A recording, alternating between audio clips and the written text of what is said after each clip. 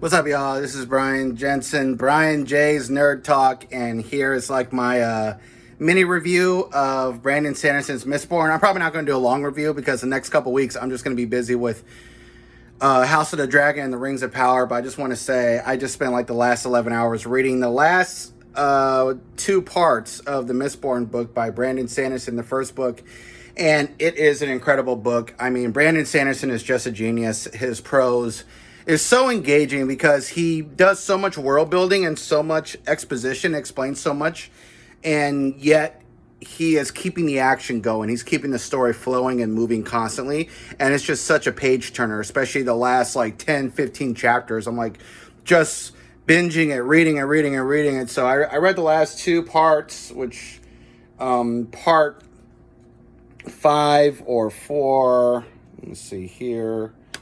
It was part 4 and part 5. Part 4 is Dancers in a Sea of Mist, and part 5 is Believers in a Forgotten World. And I read the epilogue. I read all that in like 11 hours. It was incredible. This is such a great book. I highly recommend it. Brandon Sanderson is a genius, and I could see how this book, Mistborn and Mistborn trilogy, kind of started this trend in fantasy books.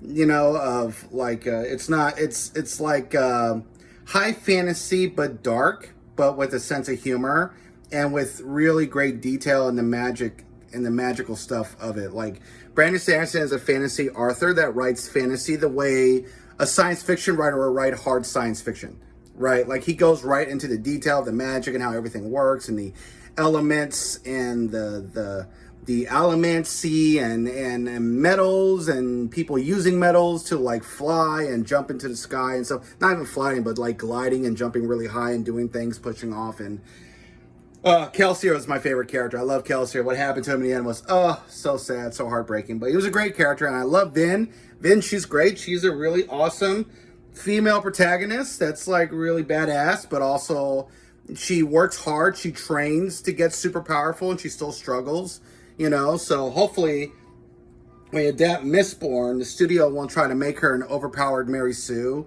who gets super powerful with no training, and she's like insanely like competent for like whatever for no reason, you know. But Brandon Sanderson is going to have full control over that movie adaptation of Mistborn, and I think they'll keep Vin as realistic as they possibly can, at least as faithful to the book. And she goes through a whole year of training, getting powerful with her magic and her abilities and stuff. So, you know, it was really good. I loved it. I loved all the characters and the crew and the whole the mystery behind the Lord Ruler and stuff, and that big twist, that big reveal. There's so many great twists and turns in the story.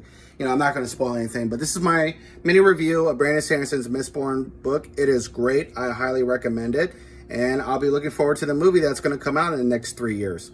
So anyways, this is Brian J's Nerd Talk, and I'll talk to y'all later.